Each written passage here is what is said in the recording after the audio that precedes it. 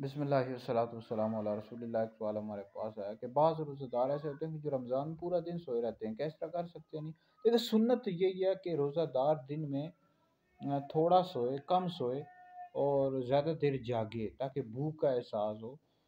تو لیکن بہرحال اگر کوئی پورا دن کوئی سویا رہتا ہے تو سو سکتا ہے، کوئی گناہ نہیں ہے۔ لیکن یہ ہے کہ نماز ضائع کرنے کی ہرگز بھی اجازت نہیں ہے۔ یہ نہیں ہے کہ اتنا دیر سویا رہے کہ ظہر کی نماز بھی قضا کر دے، عصر کی نماز بھی قضا کر دے، یہ جائز نہیں ہے، بہت بڑا گناہ ہے۔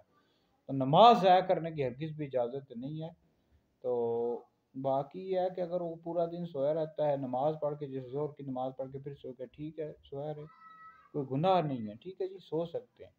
لیکن یہ ہوتا ہے کہ رمضان شریف میں تھوڑا سونا چاہیے، زیادہ دیر جاگنا چاہیے، اللہ کی عبادت کرنی چاہیے، قرآن مجید کی تلاوت کریں تاکہ آپ کو احساس ہو روزے کا، آپ کو پتہ لگے۔ روزے کا مقصد ہی ہوتا ہے کہ دیکھیں، رمضان شریف کے علاوہ جو غریب معاشرے کے اندر لوگ ہوتے ہیں بیچارے، پورا پورا دن بھوکا رہتے ہیں، ان کے پاس کھانے کے پیسے نہیں ہوتے یا اتنا اسباب نہیں ہوتے، تو آپ کو ان کا احساس ہونا چاہیے۔ رمضان شریف کا مقصد بھی یہ ہے تاکہ ہمیں معاشرے کے جو پسے ہوئے طبقات ہیں، غریب لوگ ہیں، ان کا احساس ہو کہ بیچارے بھوکے کس طرح زندگیاں گزارتے ہیں۔